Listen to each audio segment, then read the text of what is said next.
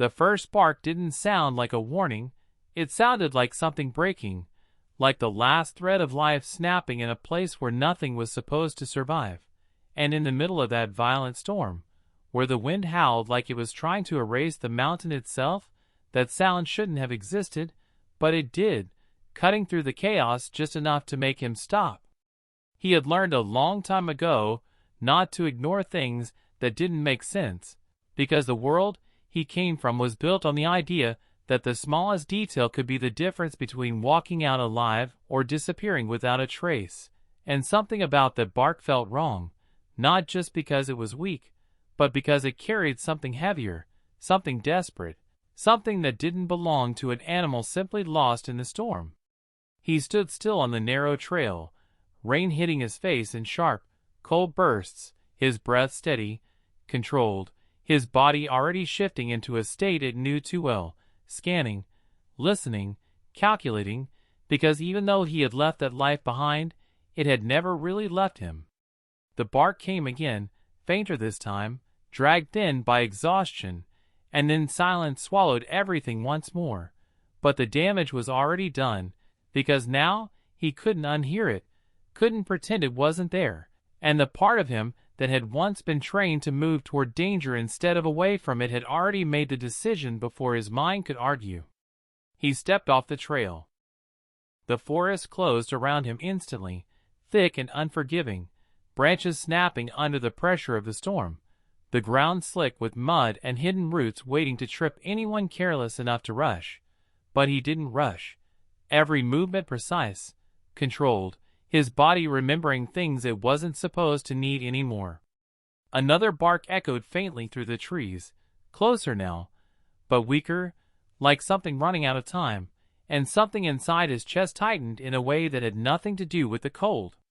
He pushed forward, ignoring the way the wind tried to shove him back, ignoring the way the rain blurred his vision, because that sound had turned into something more than just noise. It had become a direction, a purpose, and he followed it the same way he had followed orders in another life, without hesitation. The terrain dropped suddenly, the ground sloping downward at an angle that could easily send someone sliding into darkness if they weren't careful, but he adjusted instinctively, lowering his center of gravity, using the trees to stabilize himself, until the forest opened slightly into a broken clearing, and that was when he saw it.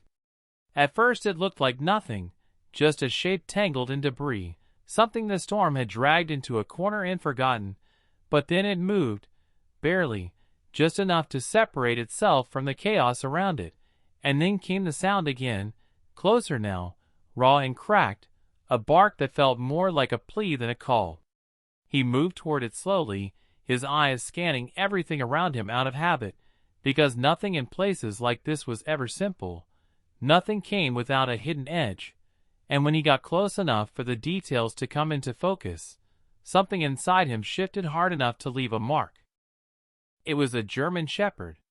Its fur was soaked and clinging to its body, its ribs faintly visible beneath the skin, its legs trembling so violently it looked like it might collapse at any moment, but it didn't.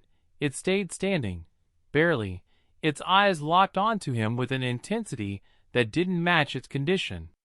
And then he saw the chain. Thick, rusted, wrapped tight around its neck and disappearing into the mud behind it, anchored to something unseen, something that had held it here long enough for the storm to almost finish what neglect had started. This wasn't a dog that got lost. This was a dog that had been left. The realization settled heavily, but what unsettled him more was the way the dog didn't react the way it should have.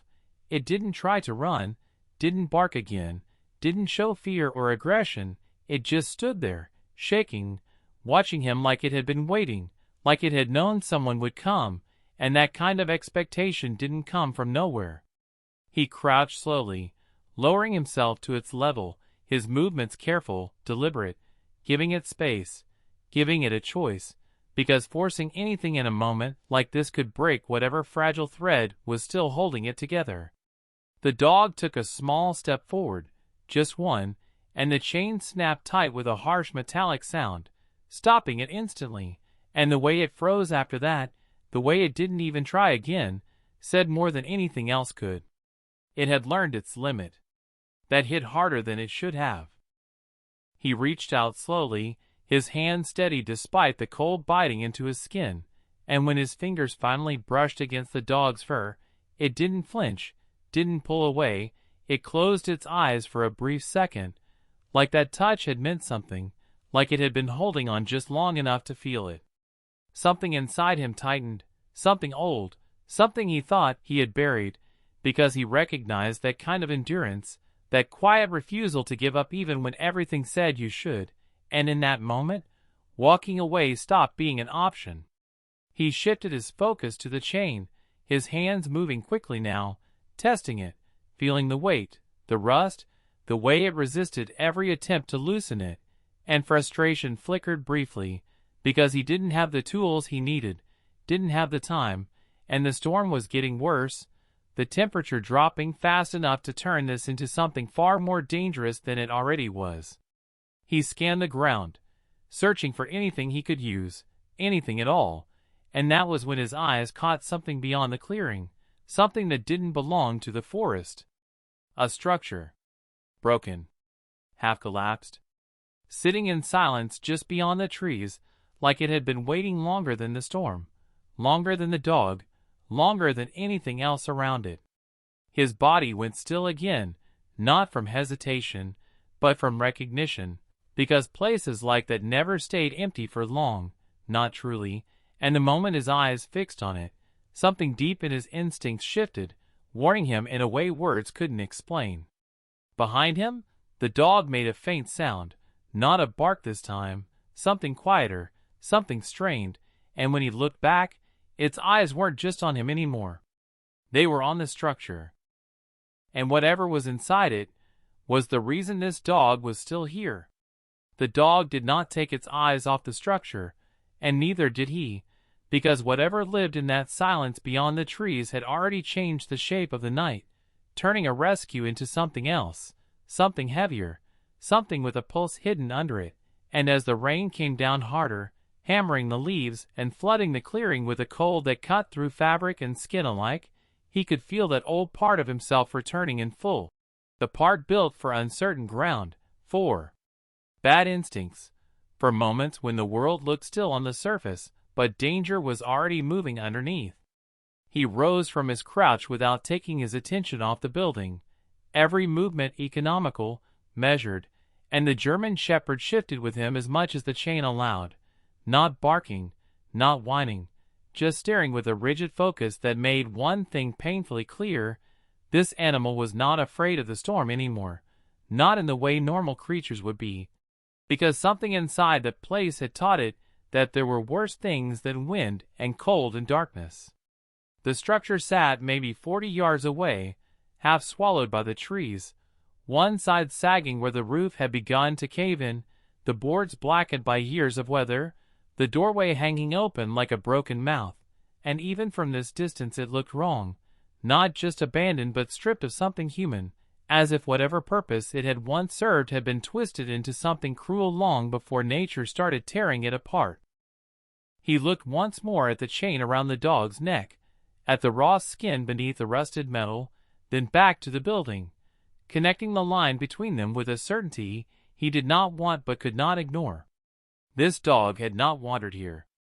This dog had belonged to whatever story that building was hiding.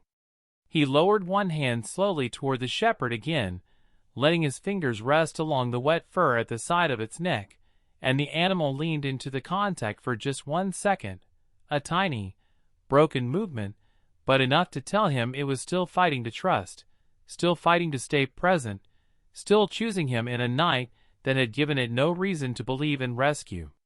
"Stay," he said under his breath, though the word was mostly for himself, because he already knew he was about to do something reckless. The dog's ears twitched at the sound of his voice, and then it did something that made the back of his neck tighten. It looked away from the structure and up at him, only for a second, but in that second there was urgency, not panic, not confusion, urgency, as if it wanted him to understand something it had no human way to say. Then it looked back again toward the broken building. He had seen men communicate less clearly than that in combat. He drew a slow breath, tasting rain and cold, and the metal edge of coming trouble, then moved toward the structure, his boots sinking into the mud with dull, heavy sounds that the storm nearly erased. He did not rush. Rushing got people killed. He approached at an angle rather than straight on, using the trees and the darkness and the rhythm of the wind to cover his movement, his eyes scanning every edge, every broken line, every shadow too dark to trust. The closer he got, the more the place revealed itself in fragments. Old fencing half buried in brush. A collapsed kennel run twisted in the mud. A dented metal bowl turned upside down near the wall, filled with rainwater and leaves.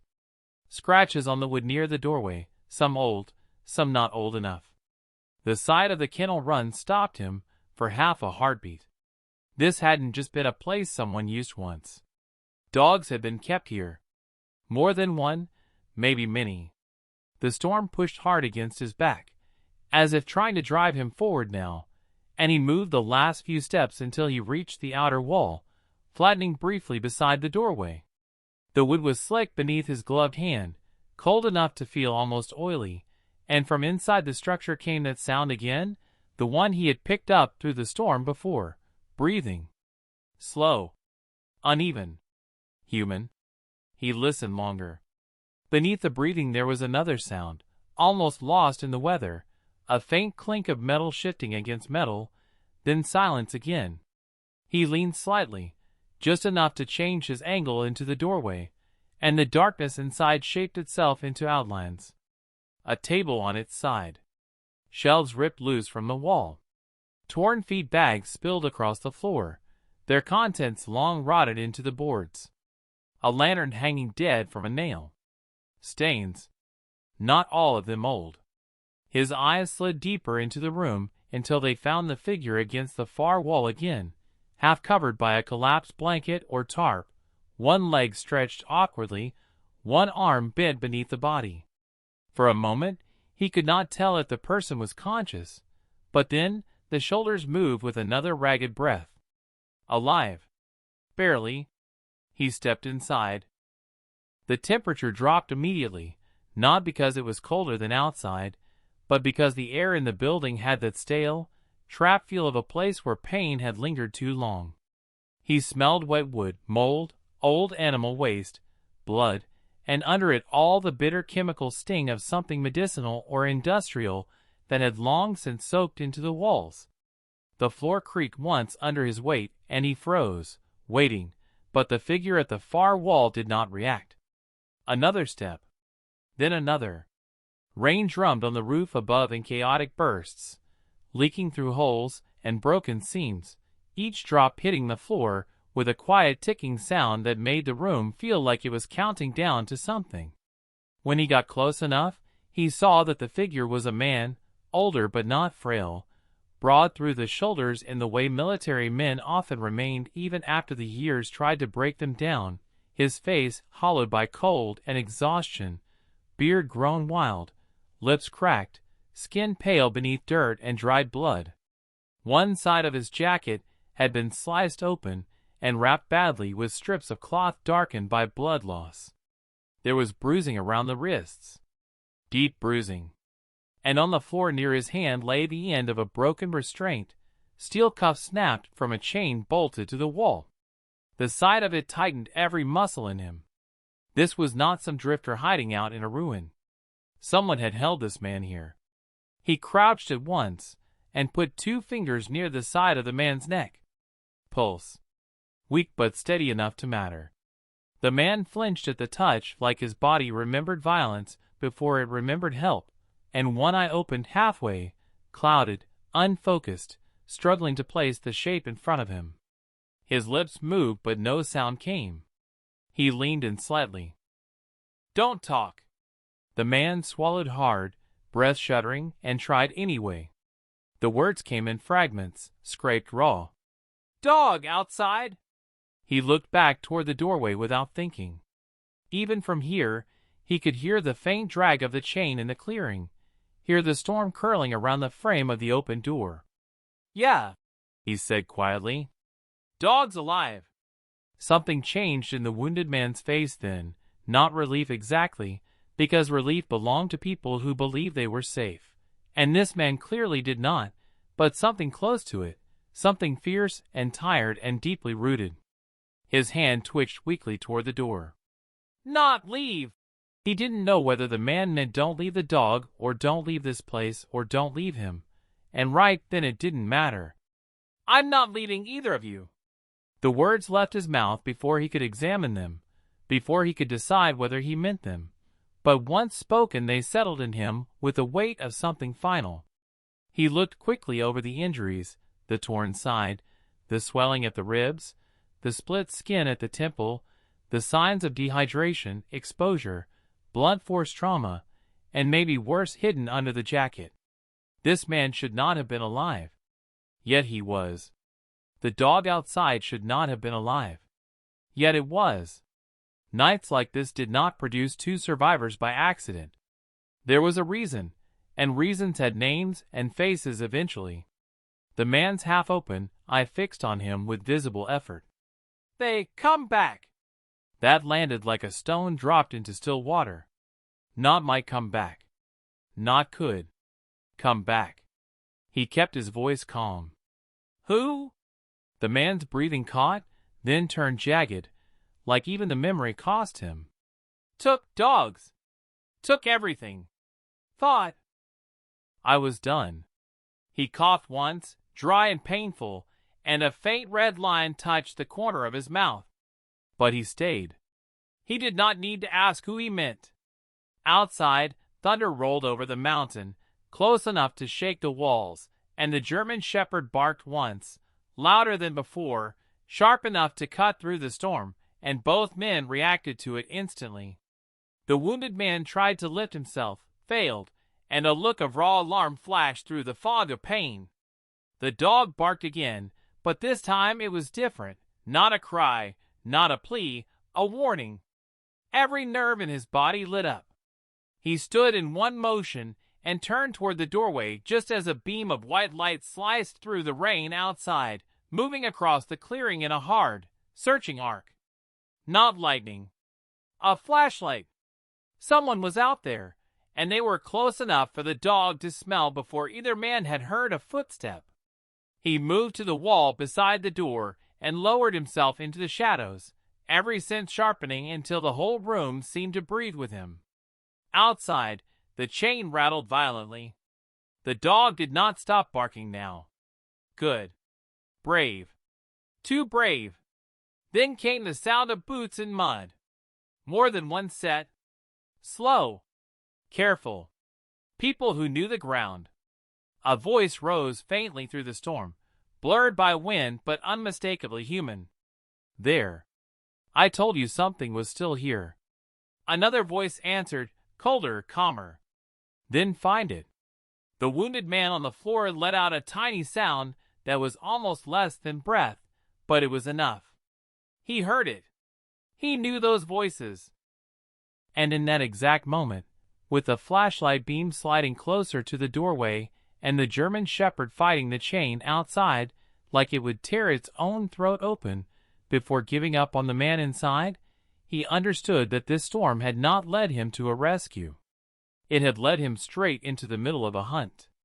The beam of light dragged slowly across the clearing, cutting through rain and darkness in sharp, deliberate movements, not searching randomly but scanning with intent, the kind of controlled sweep that told him these weren't lost hikers or curious passers-by. These were people who knew exactly what they were looking for and expected to find it. And outside, the German shepherd's barking shifted again, no longer desperate or weak but sharp. Focused, relentless, each bark placed with purpose like a warning that refused to be ignored.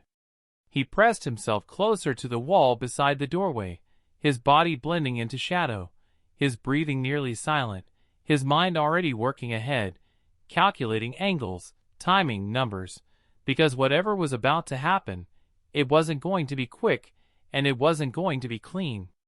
Another voice came through the storm, closer now, carried unevenly by the wind but clear enough to understand. "Chain's still here. Dog still alive. A pause.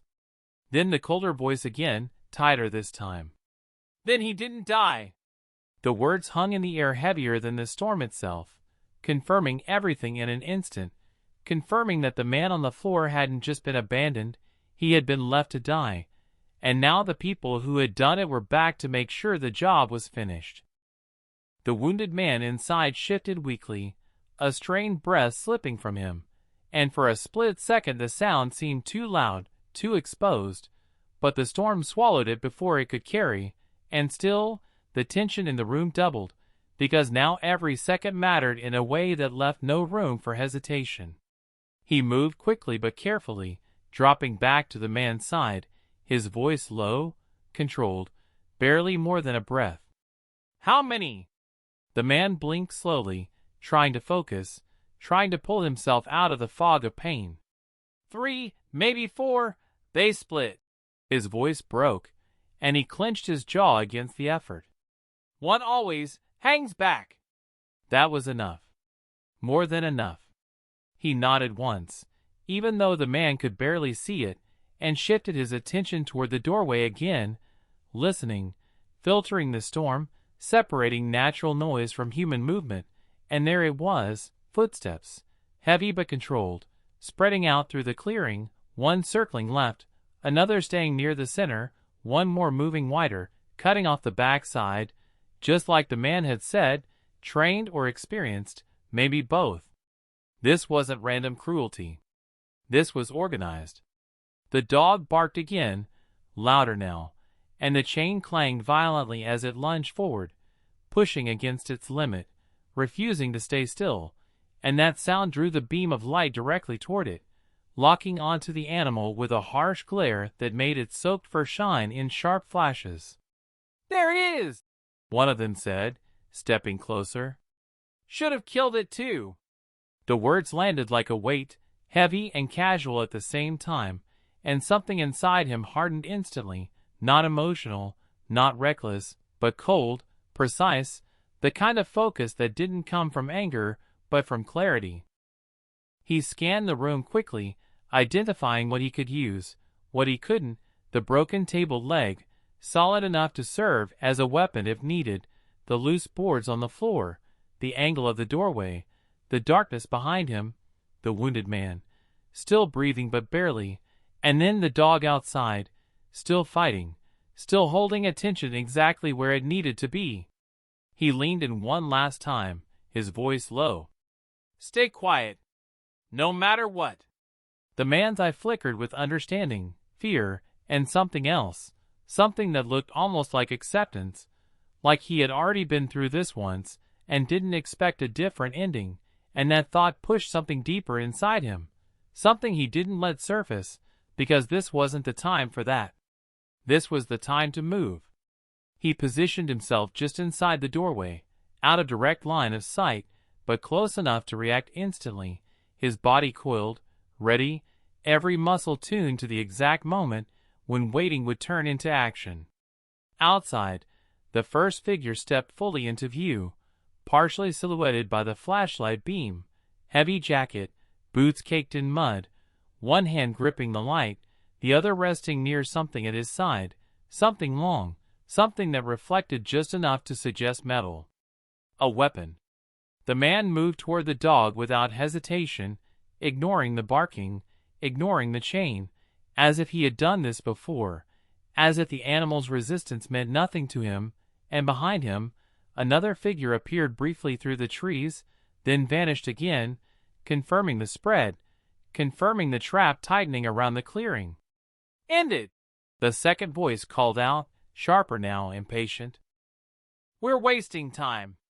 The man with the flashlight stepped closer to the dog, raising his arm slightly, and the shepherd lunged forward again, teeth bared now, not in fear but in defiance, every last bit of strength thrown into that single moment, and something about that, something about the way it refused to break even now, ignited the exact second he had been waiting for. He moved. Fast. Silent. Controlled. One step out of the doorway, one shift of weight, And then he was behind the man with the flashlight before the storm could even carry the sound of his movement, his hand striking hard and precise at the wrist, forcing the light away, blinding the others for just a split second, and in that same motion, his other arm came up, locking around the man's neck, pulling him back into the darkness with a force that cut off any chance of a shout. The struggle was short, controlled, efficient, because this wasn't chaos, this was muscle memory, this was years of training compressed into seconds, and when it ended, the man went still, collapsing quietly into the mud as the flashlight fell sideways, its beam spinning wildly across the clearing, slicing through rain, trees, and finally landing for a brief, frozen moment on the open doorway of the structure. Inside, the darkness looked empty. But it wasn't. And the others had just seen enough to know something was very wrong.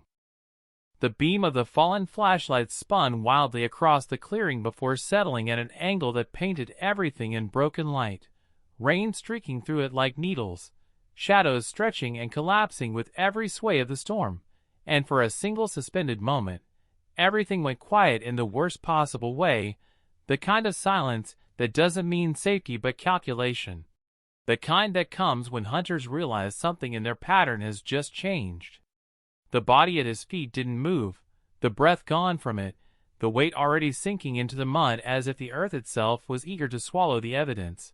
But he didn't look down, didn't check, because he already knew, and checking would cost him seconds he didn't have. Outside, the German shepherd's barking exploded into something even more intense.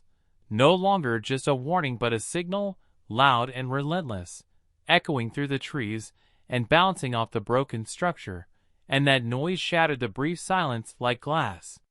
"What was that?" One of the other voices snapped from somewhere beyond the light, sharper now, closer, and then another beam cut through the storm from the left side, sweeping fast, erratic, searching for movement, for answers, for anything that explained why one of their own had just gone quiet.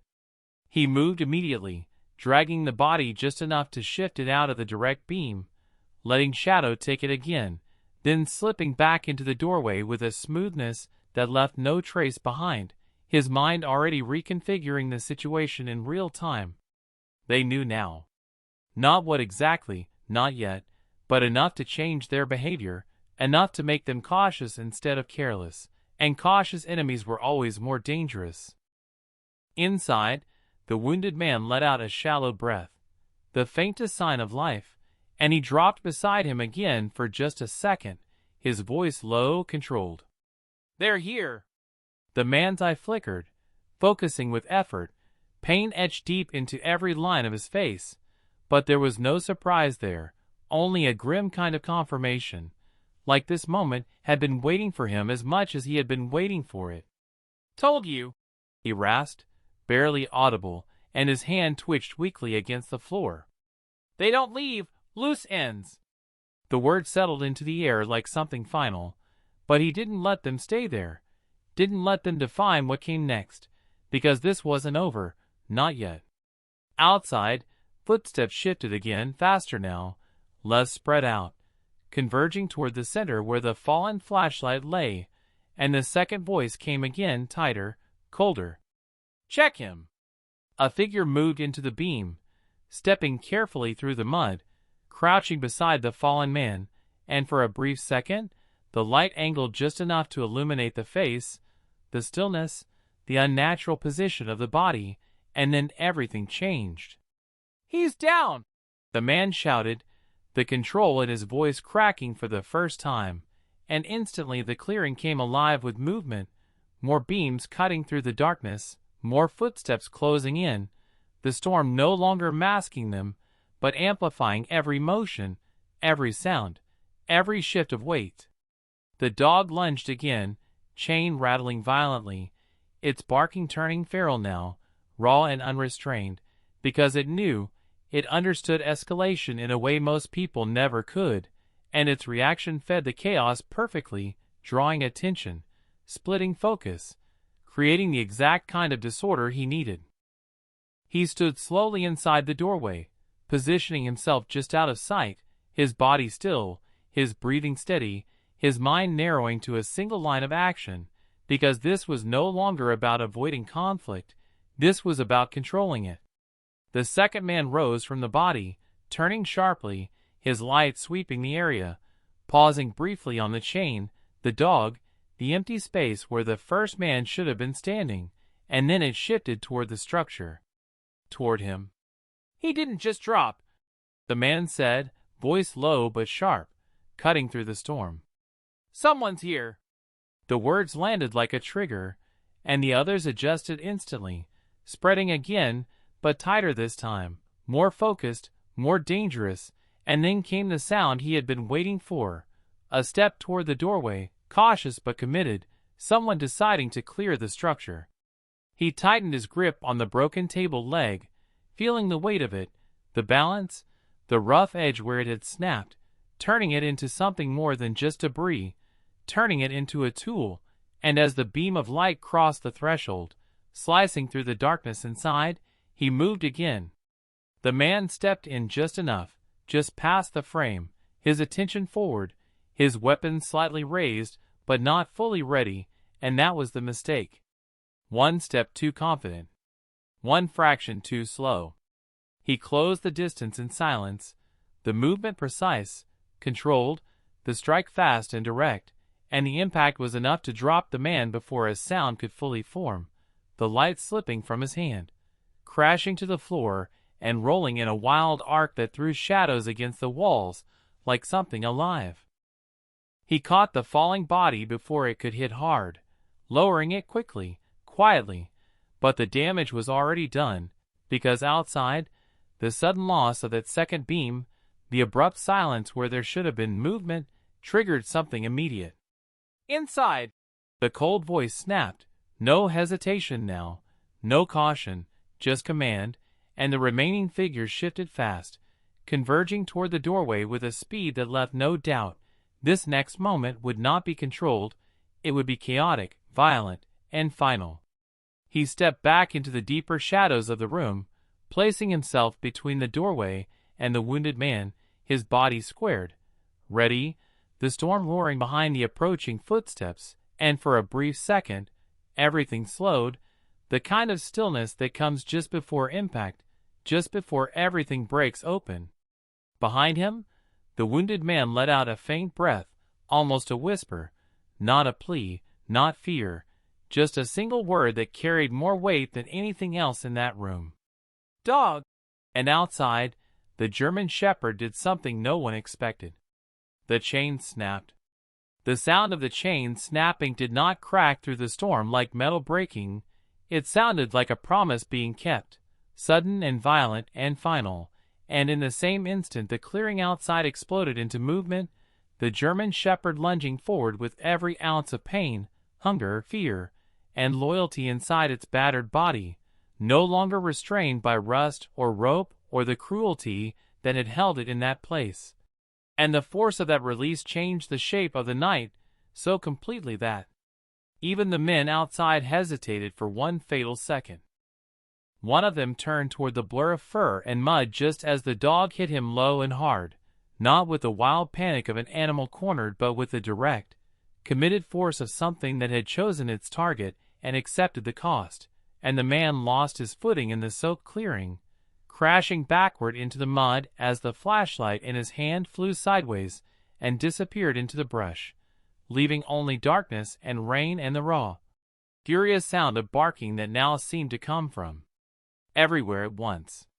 The last man outside shouted something sharp and angry, but the storm tore the words apart before they could fully carry, and inside the structure he moved without thinking, because this was no longer a situation to be managed slowly, no longer something that could be solved with stealth alone. It had become survival in its purest form, immediate and merciless. He crossed the room in 2 controlled steps, reached the doorway, and caught the next figure just as he came in, a shoulder first, then a hand on the arm, turning the man's momentum into a collision with the splintered frame, the impact knocking the half-raised weapon aside before it could fire or swing cleanly. The man grunted and fought back hard, stronger than the others, faster too, not some careless brute but someone with enough experience to recover quickly, and for a brief, dangerous second the two of them were locked at close range in the threshold while rain blew sideways through the opening and the whole structure groaned around them. He drove forward with his weight, using the frame for leverage, forcing the man's weapon arm down into the jagged edge of the doorway until fingers loosened, then struck once, sharp and efficient, to the throat, creating just enough space to tear the weapon free and send it skidding across the floorboards into darkness. Outside, the dog barked again, closer now, then a choked curse followed by the dull, ugly sound of bodies struggling in mud, and that sound hit something deep in him harder than he expected, because the dog was buying them time, not running, not escaping, not saving itself, but throwing its broken body back into danger because whatever bond tied it to the wounded man in the room was stronger than pain and stronger than instinct.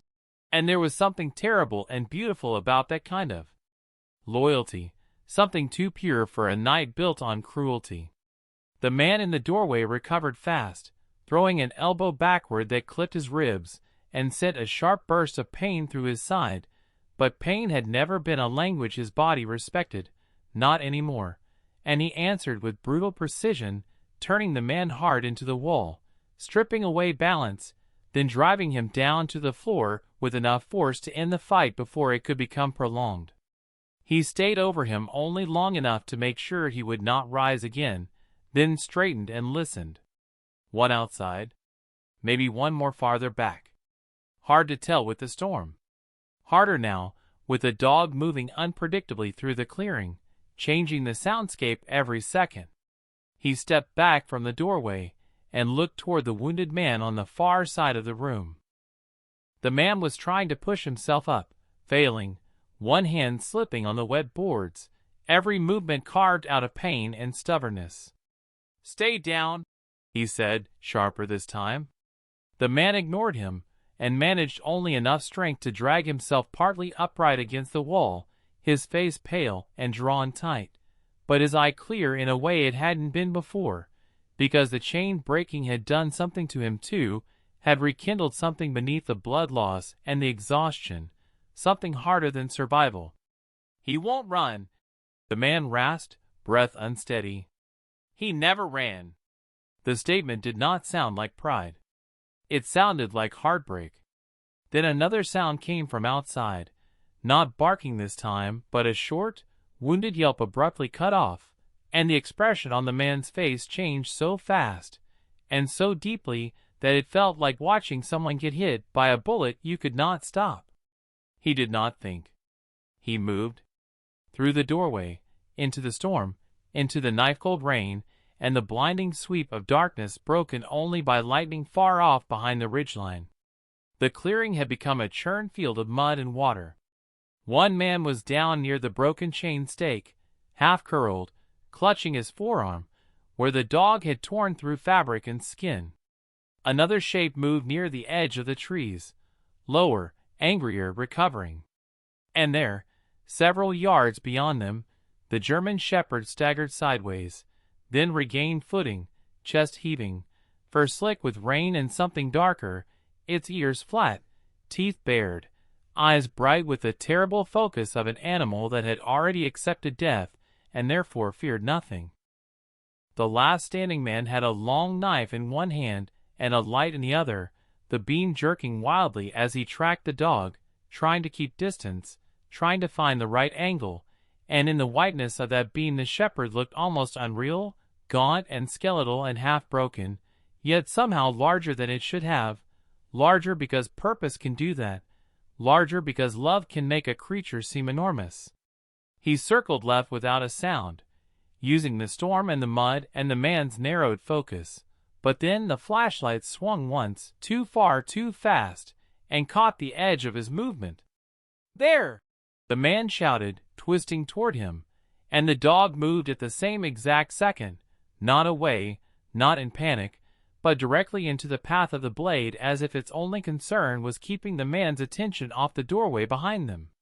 The knife flashed down, the dog hit from the side, and all three motions collided in one violent blur of rain and muscle and steel. He reached them in time to slam into the attacker's shoulder and send the knife wide, but not before the blade grazed along the shepherd's side, opening a line through wet fur that drew an immediate dark wash into the rainwater below. The dog did not cry out. That was the worst part. It only stumbled, then turned again with a low, guttural sound that barely sounded animal anymore. The attacker recovered with surprising speed and came at him now, abandoning the dog as a target because a bigger threat had stepped into the open, and what followed was ugly and fast and close, boots slipping in mud, hands locking and breaking apart, rain blinding both men, the knife arm driving in short violent arcs that only years of reflex kept from finding flesh. He trapped the wrist once, twice, felt the tendon strain beneath his grip, took a hard blow to the shoulder, then another to the side of his jaw that filled his mouth with a taste of iron. They went down together into the mud, rolled hard, the knife flashing between them, too close, always too close, and for one dangerous instant the attacker got on top, shoving the blade downward with both hands, while thunder rolled overhead so loud it seemed to shake the mountain. He caught the wrist with both palms inches above his chest, muscles burning, boots digging uselessly into the soaked ground, and in that horrible suspended second he saw the man's face clearly for the first time, not madness, not desperation, but the flat, practiced emptiness of someone who had done terrible things for so long they no longer counted as terrible. Then the weight shifted. Not because the attacker changed his mind, not because strength returned to his own body, but because the German shepherd, bleeding and exhausted and shaking with every breath, launched itself one more time and locked onto the man's arm with a force born from something deeper than instinct. The knife drove sideways into the mud. The attacker screamed, finally, loudly enough to pierce even the storm, and that was all the opening he needed. He surged up, drove the man off, disarmed him fully, and ended the struggle before it could restart. When it was over, there was only rain again, rain and thunder, and the ragged breathing of living things that had no business still being alive. He turned at once to the dog. The shepherd had let go and staggered back 2 steps before collapsing onto one knee. If a dog could be said to fall that way, proud even in failure, trying to stand again before the body would allow it. He dropped beside it in the mud, one hand finding the neck, the other moving gently over the ribcage, the flank, the shoulder, checking damage, ignoring the cold water soaking through to his skin because none of it mattered now except whether the animal would keep breathing. The dog's eyes found his immediately. Not wild. Not panicked. Just locked on him with that same impossible trust, that same exhausted recognition from the clearing when they had first seen each other, and for one unguarded instant something inside his chest opened in a way he had spent years preventing. He had seen men die with less courage than this dog had shown while half-starved and chained in a storm. He had seen trained soldiers abandon each other more quickly than this animal had stayed. The shepherd tried to rise again, not for itself, but because the fight was not finished in its mind, while the wounded man remained inside the broken building. "Easy," he said, his voice lower now, rougher, almost unfamiliar to his own ears. The dog's breathing shuddered. Blood from the cut along its side mixed with rainwater and ran in dark lines through the mud. Not deep enough to kill immediately. Still dangerous. Too much cold. Too much blood loss. Too much already endured before this fight ever began. He slid one arm beneath the dog's chest and lifted as carefully as he could.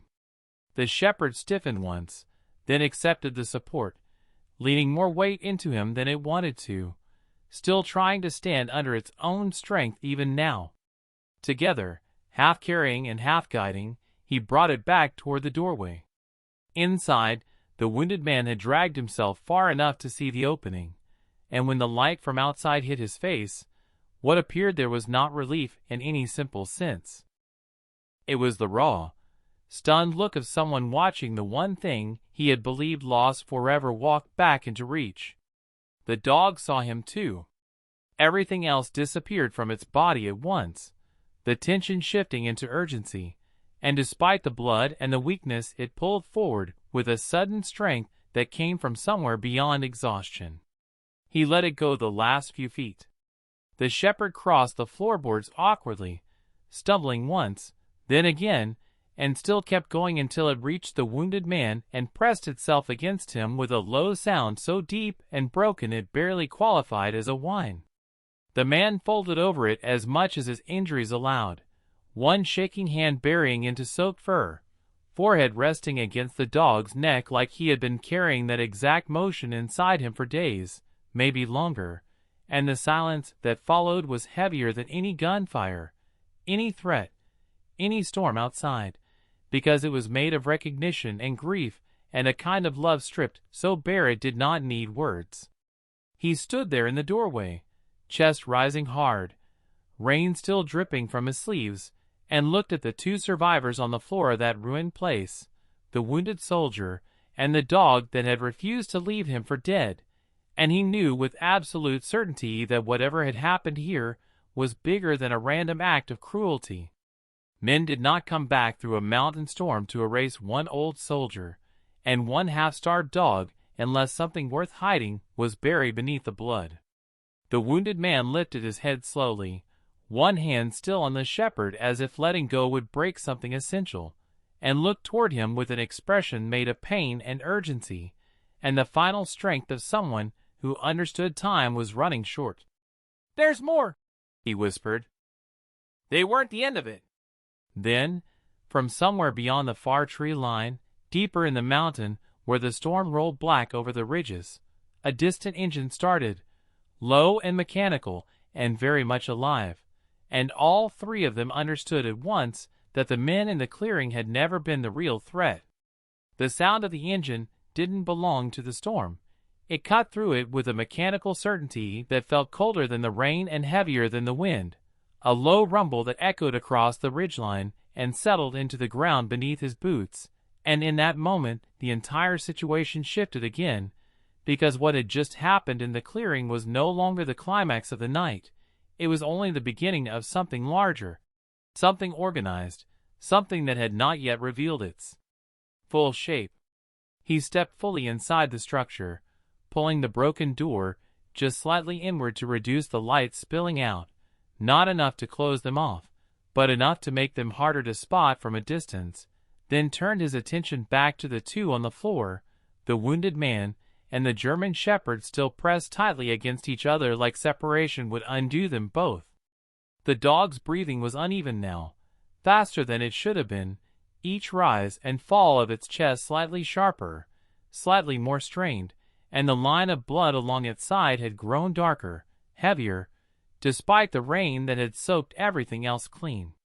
He crouched beside them again, his movements more urgent now, but still controlled, his hands moving with practiced precision as he checked the wound, pressing gently around it, judging depth, location, risk.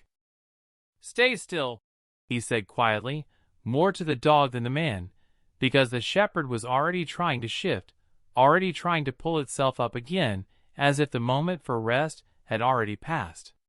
The dog's eyes flicked to him, then back to the man, torn between two instincts, protect and respond, and that conflict alone said everything about the bond between them.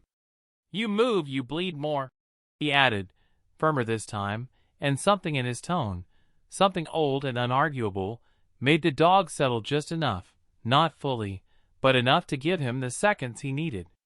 He tore a strip from what remained of the cloth around the wounded man's side, ignoring the protest in the man's face, and pressed it gently but firmly against the dog's injury, the shepherd tensing under his hands, but not resisting, not snapping, not even pulling away, just enduring, the same way it had endured everything else up to this point. "He's not going to leave," the wounded man said, voice rough, breath shallow but steadier now that the dog was with him, as if its presence alone was holding him together. "Doesn't matter what happens, he won't leave." He didn't look up as he worked, didn't respond immediately, because he understood that kind of loyalty too well, understood the weight of it, the cost of it, and the way it could keep something alive long after it should have broken. "Good," he said finally, tightening the makeshift bandage, just enough to slow the bleeding without cutting off movement. "Because neither are we." Outside, the engine grew louder, not approaching directly yet, but moving somewhere along the ridge, searching, circling, and that alone confirmed what the wounded man had said. This wasn't over, not even close. He stood and moved toward the doorway again, scanning the clearing, the bodies now half covered by rain and mud, the broken chain lying slack where it had once held the dog prisoner, and beyond that, the trees, dark and shifting, hiding whatever was coming next. "Vehicle?" he asked without turning back. "Not a truck," the man replied after a moment, forcing the words out through clenched teeth. "Smaller, fast, they use it to move between drop points." Drop points. The word settled into place with everything else, the cages, the chain, the restraint marks, the condition of the dog, and something deeper began to form, something darker than simple violence. This had been a system, a place, a process. "Dogs?" he asked quietly. The man closed his eyes for a second, the answer costing him something. "Not just dogs." That was enough. More than enough.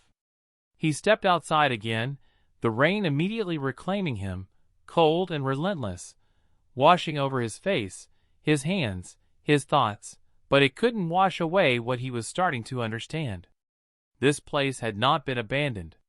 It had been used. And the people coming back now weren't here to clean up a mistake, they were here to protect something that was still active. The engine sound shifted direction suddenly, cutting closer now, descending from the ridge toward the lower side of the forest, and a faint beam of light flickered between the trees, distant but moving with purpose. They were sweeping, searching for anything left alive, searching for confirmation. He turned back inside quickly, his mind already shifting from reaction to strategy. "We don't stay here," he said, voice low but firm. The wounded man let out a strained breath, almost a laugh without humor. "Didn't plan to." He looked at the dog, then back at the man. "Can you move?" The answer came without hesitation, even if the body couldn't fully support it. "Have to." He nodded once. That was all he needed. He crossed the room and found what little remained useful, a length of rope, partially frayed but still strong enough, a small metal hook, bent but usable, and a torn canvas piece that could serve as a sling or support. He worked quickly, securing the dog's bandage tighter, then fashioning a support that would allow it to keep weight off the injured side without completely immobilizing it, because stopping wasn't an option anymore. Every second they stayed here increased the chance of being found. He moved to the wounded man next, checking the wrap at his side, reinforcing it, then looping the rope in a way that would allow him to assist movement without dragging or causing more damage. "You stay between me and the dog," he said, adjusting the setup. "You fall, we all fall." The man gave a faint nod, his hand still resting on the shepherd's neck, fingers gripping slightly, as if grounding himself in something real. "He'll guide," the man added quietly. "He knows these woods better than anyone." He glanced at the dog, and for a brief second, their eyes met again, and in that look there was something unspoken but understood, something that crossed the gap between man and animal without needing language. Trust. The engine roared louder now, closer, the beam of light stronger, cutting through the trees in sharp lines that flashed across the clearing for brief, dangerous seconds. They didn't have time anymore. "Move," he said. The dog pushed itself up first, slower now, weaker, but still determined, still leading with its head high despite the tremor in its legs, and the wounded man followed, leaning heavily but refusing to collapse, every step forced through pain and willpower. He took position beside them, one hand ready to steady, the other scanning the darkness ahead, and together they stepped out of the broken structure into the storm again, leaving behind the place that had almost killed them all. The forest swallowed them quickly, branches closing overhead, the ground uneven and slick, but the dog moved forward with a strange certainty, choosing a path not by sight alone, but by memory, by instinct, by something deeper than either, and they followed without question. Behind them, the beam of light swept into the clearing fully now, illuminating the bodies, the broken chain, the open doorway, and for a brief moment, everything they had just survived was exposed in cold white light. Then a voice echoed faintly through the storm, distant but clear enough to send a chill deeper than the rain. "They're still alive!" The engine revved harder, and the hunt began again. The forest closed around them so completely that within seconds the ruined structure was gone, swallowed by rain and darkness as if it had never existed, but the danger it held did not disappear with it. It followed in the sound of the engine pushing harder through the lower trail, in the white cuts of light flashing between trunks behind them, in the distant voices now sharpened by anger instead of caution. And most of all it followed in the way the German shepherd moved, wounded and shaking but still certain, still guiding them with an urgency that made it clear this was not random flight, this was a route remembered under pain, a path carried inside the body long after hope should have died. He stayed half a step behind the dog and half a step beside the wounded soldier, one hand gripping the rope support he had rigged around the man's chest, the other free, ready to steady, strike, or pull, depending on what the next second demanded, and every few strides he felt the full weight of the soldier begin to sink, the body wanting to give in to blood loss and shock, only to jerk back upright through sheer force of will. The man never complained, never asked to stop, never wasted breath on anything except movement, but pain showed itself in the tightness of his jaw, in the way his breath came shallow and sharp, in the small involuntary tremors that ran through him whenever the path dipped too steeply, or his boots slid against hidden stone. The dog heard every one of those stumbles. Each time the soldier faltered, the shepherd glanced back instantly, not slowing enough to lose momentum but checking, measuring, refusing to pull too far ahead, and that silent awareness carried more intelligence than panic ever could. This was not a terrified animal running blind. This was a living memory dragging them through the dark towards something it believed could save them. Rain hammered the canopy overhead in brutal waves, spilling through gaps in icy sheets that soaked them deeper with every minute, and the mountain itself seemed determined to finish what the men behind them had started, roots twisting underfoot, mud sucking at their boots, low branches slapping their faces and shoulders, cold air cutting into wet lungs with each breath. Yet none of that mattered as much as the sounds behind them. At first it was only the engine, distant but steady. Then came doors slamming. Then more voices, some close, some farther apart, spreading.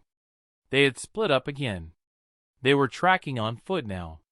The realization settled into him with the calm weight of a problem he had solved before in different places and under different flags, because once pursuit turned to boots on ground, training mattered more than speed, silence mattered more than anger, and control mattered more than fear. He leaned closer to the soldier without breaking stride. "How many total?" The answer took effort. "Don't know, maybe 6, maybe more, only saw 4 at once." He absorbed that without reacting.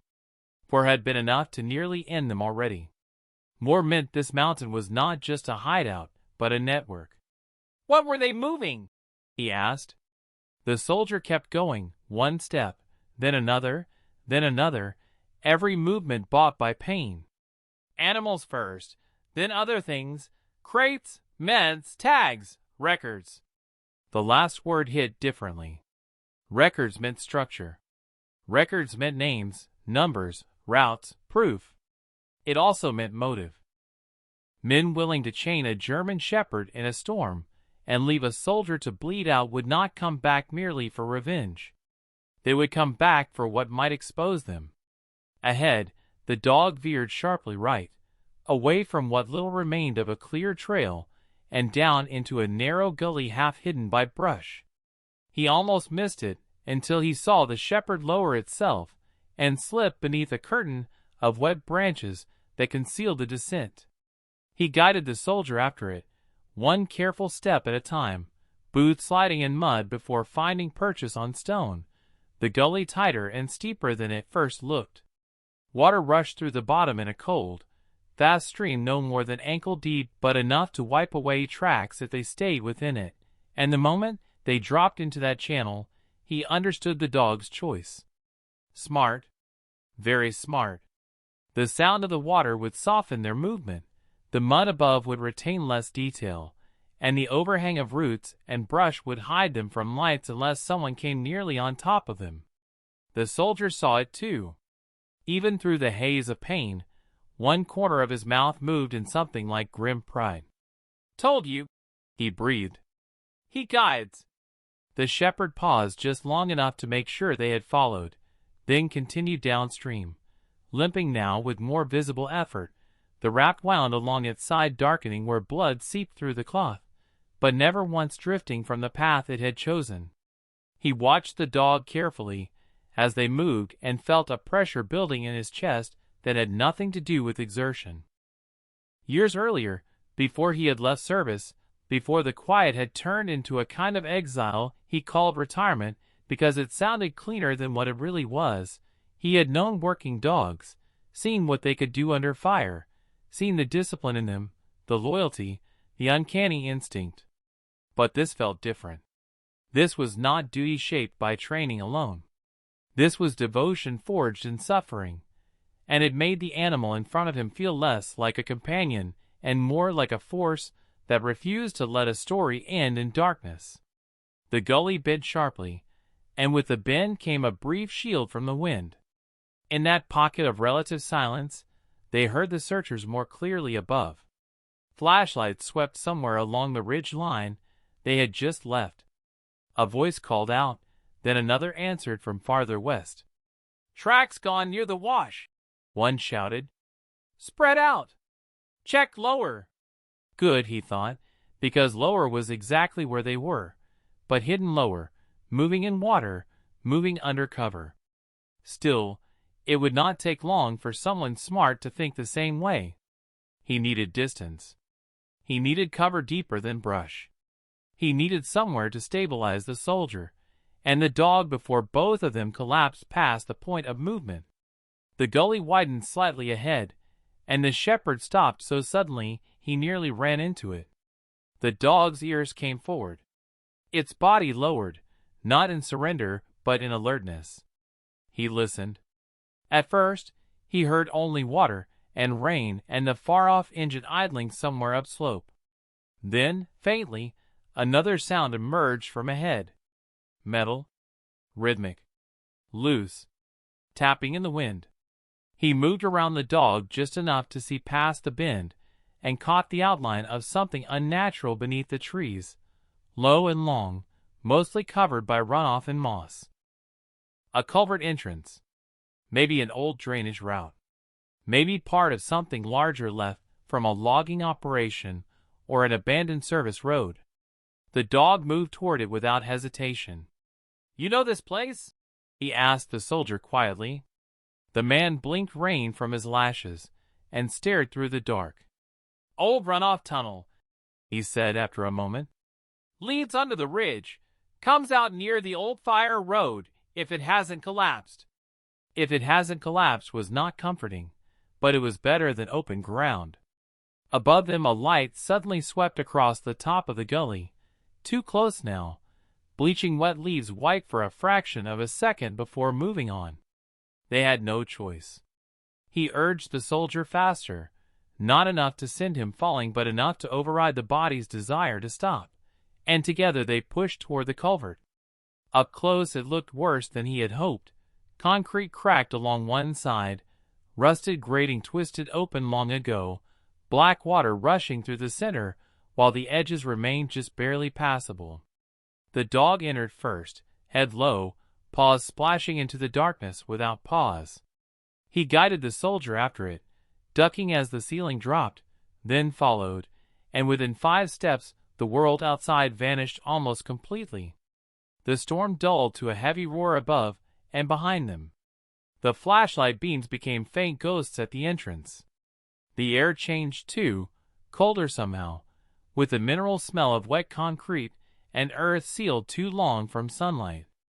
Their footsteps echoed strangely in the confined space, softened only by the water rushing around their boots. It was not a place anyone sane would choose in ordinary circumstances, but this night had moved far beyond ordinary. The tunnel angled downward at first, then leveled.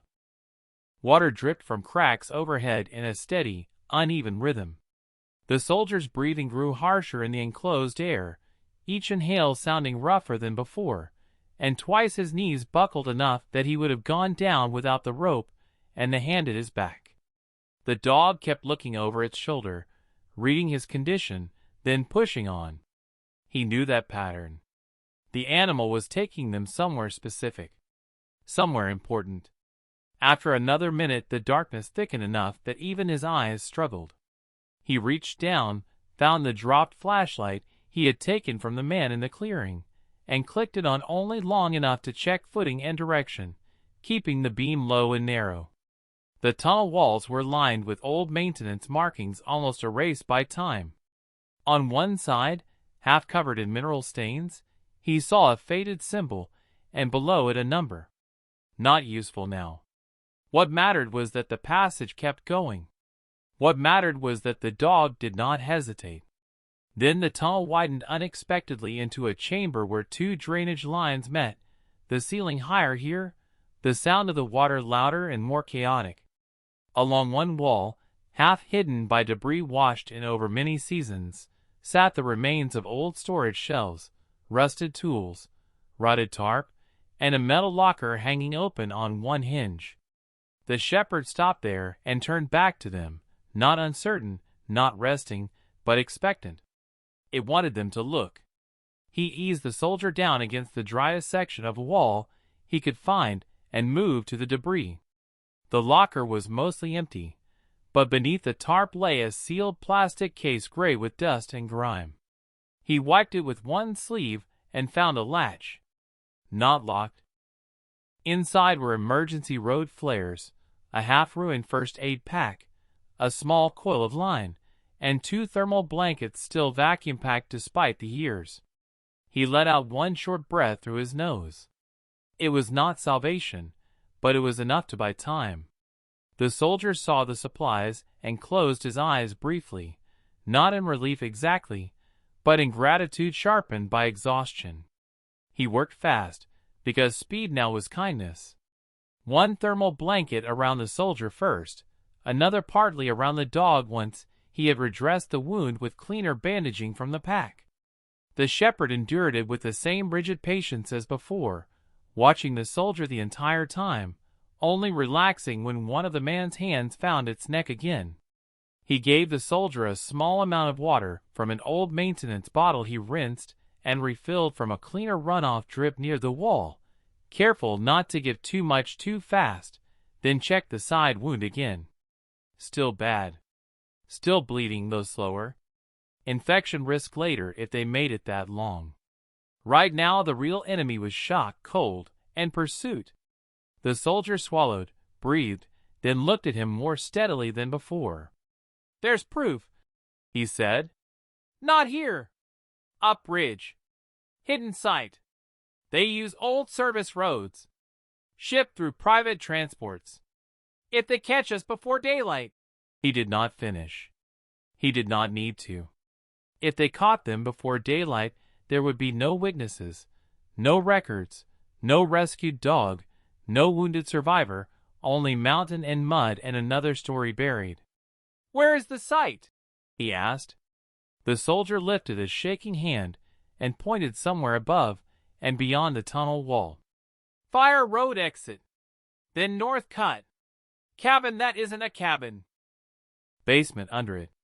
The description sounded absurd until you remembered the night, the chains, the cages, the men willing to kill for silence. Then it sounded exactly right. He glanced toward the tunnel entrance, barely visible from here as a dim gray throat in the dark. No lights yet. No voices. They had a little time. Not much. The dog suddenly lifted its head and stared back the way they had come, ears rigid, body tightening beneath the thermal wrap. A second later he heard it too. Not the storm. Not water. A footstep against concrete. Then another. Somewhere in the tunnel behind them, someone had entered the dark and was coming in slowly, carefully, following the sound of the stream, and in the chamber's dim reflected light he saw the shepherd rise despite pain, place itself between the soldier and the approaching dark, and bare its teeth in total silence. The silence before the next movement was worse than the sound itself, because once the footsteps entered the tunnel, every drop of water, every shift of the current, every breath drawn by the wounded soldier and the German shepherd and the man crouched beside them began to feel exposed, magnified, betraying them to the dark, and the shepherd understood that before either human needed to speak, its body going rigid beneath the thermal wrap, head low, ears forward, lips pulling back just enough to reveal teeth that were no longer the teeth of a starving chained animal, but the last line between life and annihilation. He clicked the flashlight off at once, plunging the chamber into near total darkness except for the faint gray bleed from the tunnel mouth far behind them, and the world changed shape instantly, becoming smaller, tighter, reduced to sound and memory and instinct, the kind of environment where training either kept you alive or buried you. The wounded soldier tried to straighten, one hand on the dog, the other bracing against the wet concrete, but his body could not fully obey what his mind demanded, and the effort sent a hard shiver through him that the dog felt immediately, pressing back once against his leg before locking its focus on the tunnel again. The footsteps were careful, measured, not the careless stomp of a panicked searcher, but the patient movement of someone who expected danger and had come prepared for it. One man, maybe, or one man positioned ahead of others holding back. Hard to tell in this echoing place. He let his breathing go almost silent and shifted a few inches sideways, placing himself slightly off the direct line between the chamber opening and the wall where the soldier sat, giving himself a better angle if the figure entered while also keeping the dog from becoming the first thing visible in the dark. The air tasted of wet concrete and rust and old earth.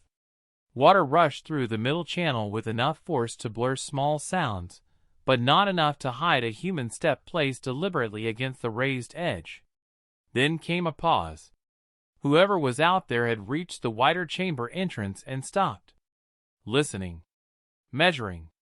He could almost feel the thought process in that darkness, the unknown figure standing just beyond sight, trying to decide whether the faint disturbances ahead meant survivors or just runoff and shifting debris. The shepherd's growl began so low it was almost not a sound at all, more vibration than warning, a tremor in the dark that raised the hair along the back of his neck because there was no fear in it, only certainty. The figure in the tunnel moved again, one half step, then the snap of a small flashlight clicking on low. A thin beam skimmed over the water and the left wall, not yet touching them, not yet reaching deep enough into the chamber to reveal the two survivors huddled near the concrete. He acted before the beam could find them. With one hand, he grabbed a loose rusted wrench from the debris shelf and threw it hard to the opposite side of the chamber. The tool struck the far wall with a sharp metallic crack and dropped into the water with a splash, and instantly the beam swung toward the sound. At the same time, he moved low and fast along the edge of the darkness, using the misdirection and the echo to collapse distance before the man in the tunnel could reset. The attacker saw him only at the end, the flashlight jerking up, the shape of a weapon beginning to rise with the other hand, but the confined space worked against both of them, and he had entered the movement first. They hit the concrete edge hard, shoulder into chest, the flashlight beam flying sideways in a wild arc that briefly lit the chamber in broken fragments, the dog rearing, the wounded soldier's face pale and drawn, the white rush of water beneath them, then darkness again as the light bounced deeper into the runoff channel. The man fought with brutal control, stronger than he expected in the cramped tunnel, and for a few violent seconds neither of them could gain enough leverage to end it. Boots slipping, elbows striking concrete, breath exploding in sharp bursts. A hand found a knife. Not his. The blade flashed once in the dim reflected light, and he trapped the wrist just before it could drive inward, turning it into the wall, hearing steel scrape concrete instead of flesh. The attacker hissed through clenched teeth and tried to pivot free, trained enough to know how to fight in tight quarters, but not fast enough to stop the next movement. The German Shepherd came out of the dark like a piece of the tunnel itself breaking loose, no bark, no warning, only impact, its weight slamming into the man's upper side, jaws locking where neck met shoulder, turning balance into collapse. The force of it knocked all three of them into the runoff stream. Water surged up around knees and hips, icy and loud, and in that instant the fight became chaos, blade hand thrashing, dog holding on, the attacker trying to wrench free without exposing his throat, and he ended it with one hard strike delivered where it would shut the struggle down before the blade found the dog or the soldier in the dark. Then there was only water and harsh breathing, and the sound of the storm filtering through concrete far above. He got to the dog first. Always the dog first now, because it kept proving it would spend the last of itself before letting anyone else fall. The shepherd released on command this time, though slow, reluctant, every muscle still humming with the need to continue the fight, and staggered back into the chamber, sides heaving harder than before. He ran a hand over its neck and shoulder quickly, feeling for fresh damage, and found none beyond the blood already there, but the exertion had caused it. The bandage along its side was wetter. Warmer. The soldier was trying to drag himself toward them. "No," he said sharply, catching him by the arm and easing him back against the wall. "You stay up and breathe." The man swallowed, looked past him toward the body in the water, then toward the shepherd, and what came into his face then was not surprise anymore, because surprise had no place left in this night. It was recognition mixed with an old grief reopened. "He did that before," the soldier whispered. "When they first took me." He looked down at the dog with the expression of someone holding both pride and pain in the same trembling hand. "Wouldn't stop protecting." The word seemed to settle into the chamber and join the water and the concrete and the dark. Another piece of a story revealing itself one torn strip at a time. He reached into the attacker's jacket and found what he had hoped for, a radio, wet but functioning, and in the breast pocket a folded map sealed in plastic. He moved back to the chamber wall, clicked the flashlight on low again, and opened the map under his body to block the beam. The page showed exactly what the soldier had described and more: old service roads, drainage cuts, ridge access, and near the northern spur a box marked with a maintenance symbol that did not match any real maintenance pattern. A false label. A hidden site disguised as utility storage. Beside it, in handwritten pencil, were times and route marks leading away from the mountain to a private airstrip and a river transfer point. The scale of it widened in his mind with a cold clarity that felt like stepping onto thin ice and realizing it stretched farther than you thought. This wasn't one cruel outpost hidden in a storm. It was a chain. A network. Moving animals, maybe weapons, maybe medicines, maybe records tying people in uniforms and offices and money far from these woods to what was happening here. He checked the radio next, listening first before pressing anything. Static. Then a voice, broken by interference but understandable enough. "Lower tunnel team, report." A pause. "Report." He looked at the soldier. The man's face, even in that low light, changed when he heard the words lower tunnel team. He knew what that meant. Knew they had assigned dedicated search elements to the runoff routes. Knew this was tighter than even he had feared. The voice came again, colder now. "If you have visual, hold and signal. Vehicle moving to North Cut." North Cut. The hidden sight. Movement there now, maybe because they suspected exposure, maybe because they were preparing to clear evidence before daylight. The dog lifted its head at the radio's sound, then looked toward the black tunnel leading onward under the ridge. It didn't want to stay here. He didn't either. But leaving meant pushing the soldier further while half frozen and wounded, and forcing the dog to keep moving on a body that had already gone beyond what it should have survived. Yet the decision wasn't really a decision. If the site emptied before they reached it, the mountain would swallow the truth with the dawn. He crouched in front of the soldier so there would be no misunderstanding. "Listen to me. We can hide in here and maybe lie the night. Maybe. But if they clear that site, this ends here. Whatever they did to you, whatever they did to him, whatever they moved through these woods disappears."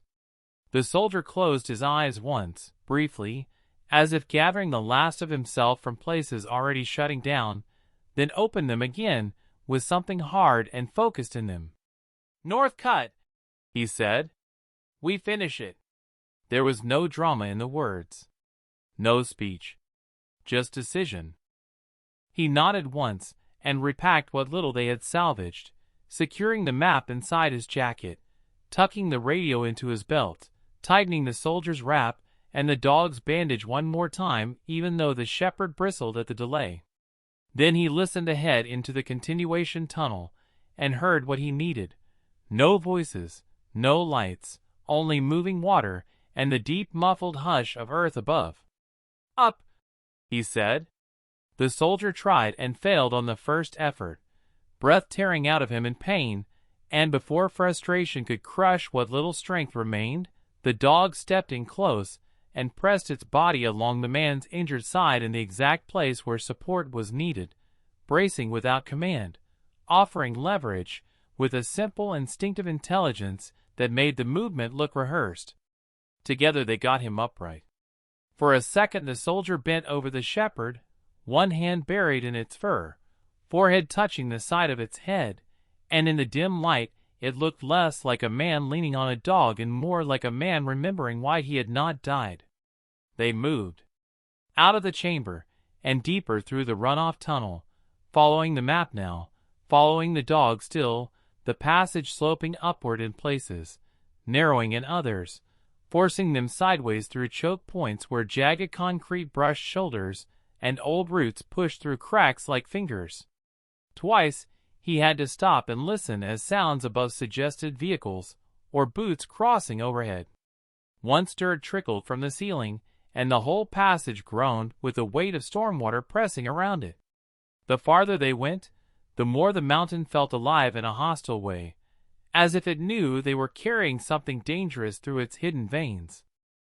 Eventually the tunnel bent hard left and rose into a service shaft where an old iron ladder clung to the wall, half rusted, leading up to a hatch that no longer fully closed. Cold air spilled down through it, fresher than the tunnel air, carrying pine, oil, and the faint unmistakable smell of diesel. They were close. He climbed first, pushed the hatch carefully, and eased his head above ground level into a world transformed by weather and secrecy. They had surfaced inside the collapsed shell of an old pump house buried in brush, invisible from more than a few yards away. Beyond its broken wall, he could see the edge of a narrow service track cutting through the trees toward a squat dark structure farther upslope, a cabin only if you wanted a lie to sit comfortably in your mind. No smoke. No windows lit. Too still. Which made it worse, because places like that were never empty when they looked empty. He climbed down again. "We're there." The soldier looked up at him with a face carved out of exhaustion and resolve. The shepherd was already staring at the hatch, silent, ready, every part of it narrowed toward the next task despite the blood crusting in its fur. Far off through the trees, an engine revved, then another answered from a different direction. The hidden sight was awake now. And somewhere inside that false cabin, beneath it, behind it, whatever these men had killed to protect was either waiting to be exposed, or seconds away from being erased forever. The night above the tunnel felt colder, sharper, as if the mountain itself had drawn a breath and was holding it, waiting to see what would happen next. And as he eased fully out of the broken pump house, every instinct in him tightened again, because this was no longer escape, this was entry, this was moving toward the center of something that had already proven it would kill to remain hidden. The false cabin sat just beyond a thin line of trees, barely visible through sheets of rain, its shape simple and unremarkable on the surface, a structure designed to be overlooked, to pass as nothing more than a forgotten maintenance outpost. But everything about it felt wrong when you looked closely. The angle of the roof slightly off, the lack of natural wear around the door, the faint track lines in the mud that didn't match random movement but repeated use, controlled, deliberate. He dropped back down just long enough to guide the soldier up, one arm under him, taking most of the weight now because the man was running on the last edge of strength. And then the German Shepherd came up on its own, slower than before but still steady, still alert, its head lifting the moment it cleared the hatch, scanning the surroundings with that same sharp awareness that had carried them this far. They stayed low inside the broken walls of the pump house, using it as cover while he studied the cabin again, watching for movement, for light, for anything that would reveal how many were inside or whether they had already started clearing out whatever they were hiding. Nothing obvious, which made it worse. The engine sounds were closer now, shifting positions, one coming up along the lower trail, another circling from the far side, cutting off retreat routes before they were even attempted, and that told him everything he needed to know. They weren't just searching anymore, they were locking down the area. The soldier leaned against the cracked wall, breathing hard, his hand still resting on the dog's neck like it was the only thing anchoring him to the moment. "Basement's under it," he whispered, voice barely steady. "Entrance won't be obvious. They hide it inside." He nodded once, already moving through the possibilities in his head, hidden latch, false flooring, reinforced access, something designed to be fast to open from the inside but invisible from the outside. And if they had time to design that, they had time to design defenses too. He checked the radio again, keeping it low. "North team in position," a voice crackled through. "Waiting on confirmation." Another voice responded, sharper. "You'll get it. Sweep the lower lines again. No one leaves." The words pressed in, tightening the window they had left. No one leaves. That included them. That included the dog. He looked at the Shepherd again, at the way it held itself despite the injury, despite the exhaustion, and something inside him settled into place with a clarity that cut through everything else. This wasn't just about surviving anymore. This was about ending something that had been allowed to exist too long. He turned back to the soldier. "When we move, we don't stop," he said quietly. "You go where he goes." He nodded toward the dog. "No hesitation." The man gave a small, tight nod, not because he was confident, but because he understood there was no other option. The dog shifted slightly, then looked toward the cabin again, its body aligning with it like a compass locking onto a direction, and for a brief moment, it seemed almost certain, as if it knew exactly where inside that structure the path would be. "He's been there," the soldier murmured. "They kept him close, made him watch."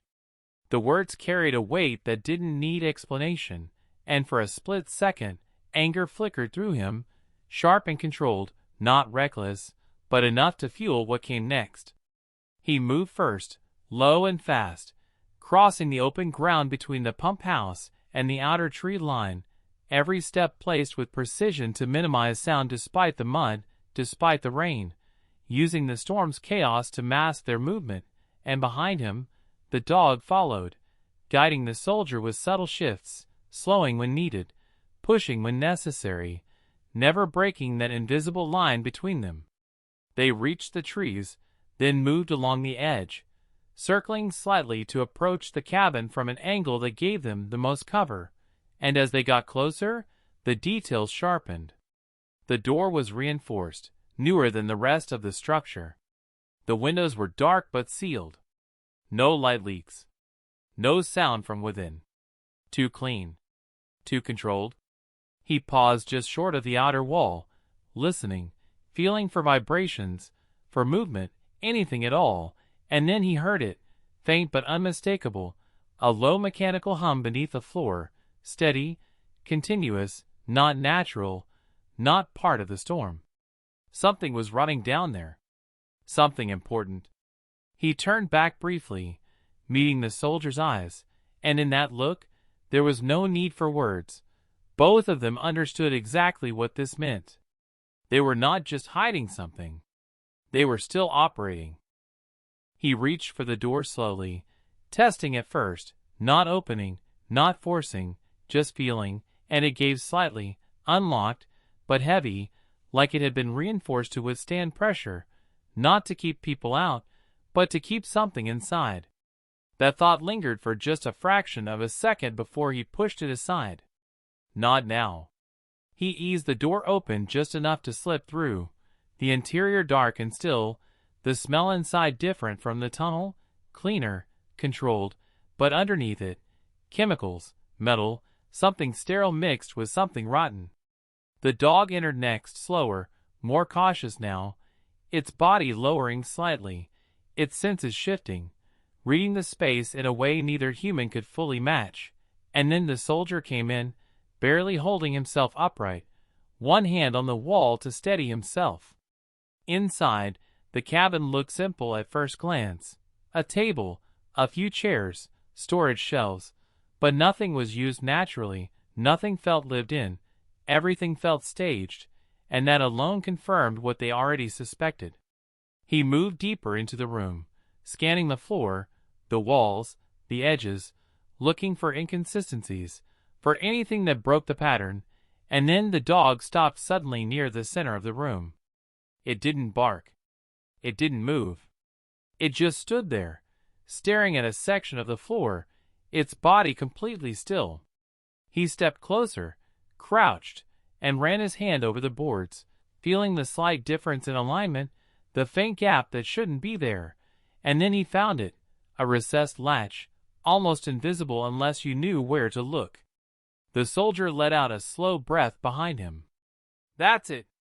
The moment stretched, heavy, because opening that latch would change everything. There would be no turning back after that. Outside, the engine roared louder, closer, lights cutting through the trees now, sweeping toward the cabin, narrowing the time down to seconds. He didn't hesitate. He pulled the latch. The floor shifted with a low mechanical click, then lifted just enough to reveal darkness below, a hidden stairway descending into whatever this place had been protecting. The hum grew louder instantly, more defined, machines running, something active, something real, and a cold wave of realization passed through him, deeper than anything before, because whatever was down there wasn't just evidence. It was the reason people were willing to die, and kill, to keep it hidden. The dog stepped forward first, without command, without hesitation, limping but determined, disappearing into the darkness as if it had been waiting for this moment since the chain first closed around its neck. The soldier followed, slower, weaker, but just as certain. He paused at the top of the stairs for one final second, listening as voices outside grew closer, boots hitting the porch, someone shouting, the door behind him starting to move. Then he stepped down into the hidden place beneath the cabin, and the hatch began to close above them. The hatch sealed above them with a heavy, final sound that cut off the storm and the voices outside like a door closing on the world itself, and for a brief moment everything was reduced to the narrow beam of his flashlight and the low mechanical hum that filled the hidden space beneath the cabin, steady and cold and very much alive. And as his eyes adjusted, the darkness began to take shape into something far worse than he had prepared for.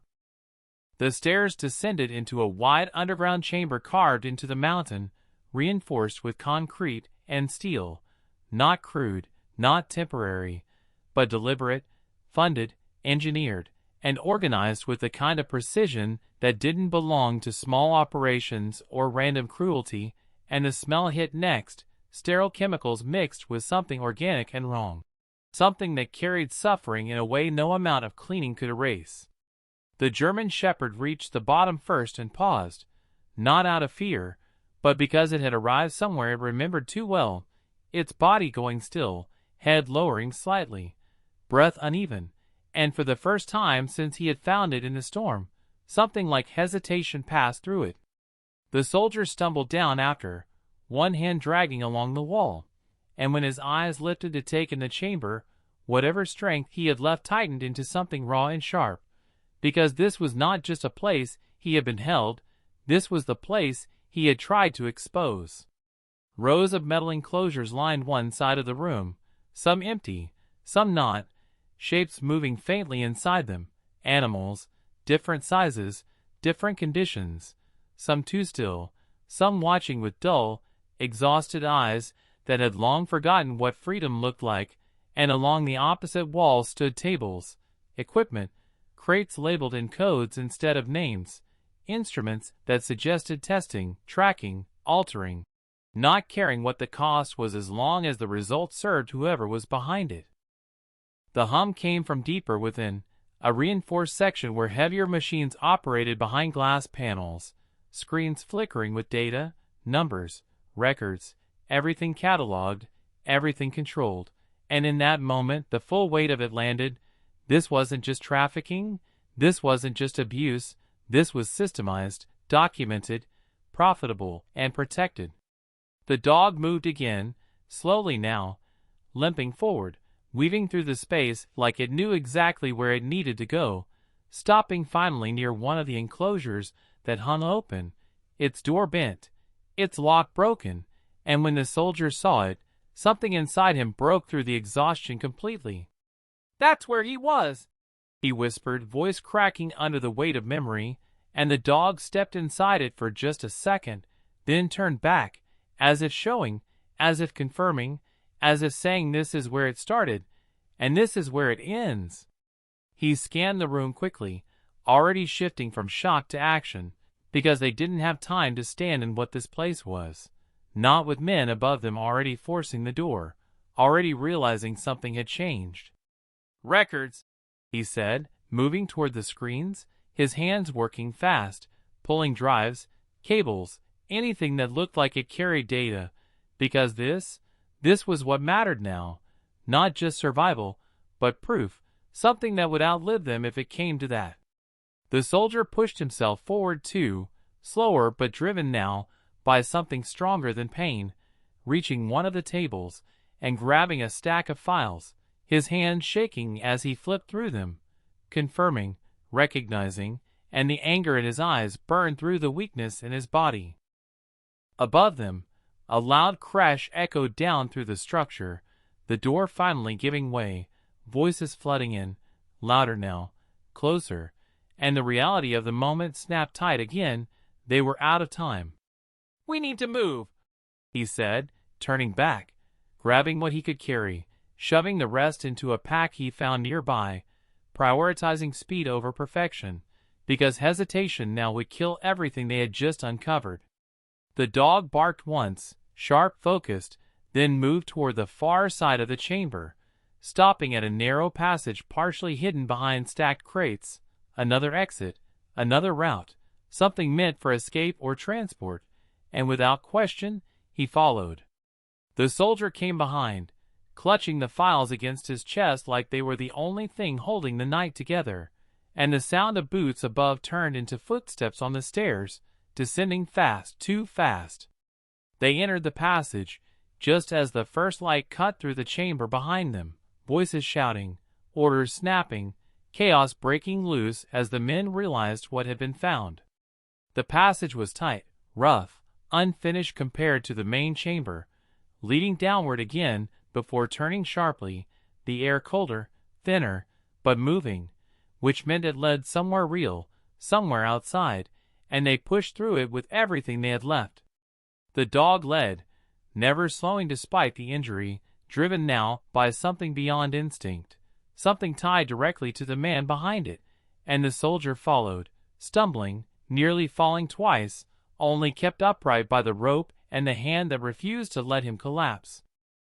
Behind them, the sound of pursuit closed in, boots pounding, voices echoing, one shot fired blindly down the passage, the bullet striking stone somewhere ahead, sending fragments into the air, but they didn't stop, they couldn't. The passage opened suddenly into the side of the mountain, a narrow exit hidden by rock and brush, the storm still raging outside, but now it felt different, no longer an enemy, but cover, protection, something working for them instead of against them. They emerged into it, gasping, soaked, alive, and for a brief second, everything slowed again, the kind of pause that comes when survival finally catches up with reality. The dog collapsed first, not from weakness alone, but from completion, from the fact that the task it had carried through pain and darkness was finally done, its body lowering into the wet ground, chest rising and falling hard, but its eyes still open, still watching the soldier. The man dropped beside it immediately, one hand gripping its fur, the other still holding the files, his breathing ragged but real, and for a moment, neither of them moved, neither of them needed to, because they were still here. He stood over them, scanning the ridge, the storm, the distant lights now shifting toward the wrong direction, toward the cabin they had just left, and he knew, with a certainty that settled deep and solid, that this wasn't over in the larger sense, but it was over here for them, for this night. Help would come. It had to. Because now there was proof. Now there was truth. And truth didn't stay buried forever. He crouched down beside them, his hand resting briefly on the dog's neck, feeling the steady pulse beneath wet fur, then on the soldier's shoulder, grounding him, anchoring him in the moment. The storm roared around them, but it no longer felt like destruction, it felt like something being washed clean. And in that quiet space between exhaustion and survival, one thing became clear above everything else: they hadn't just escaped, they had ended something that was never supposed to be found, and they had done it because a dog refused to stop fighting when the world had already given up.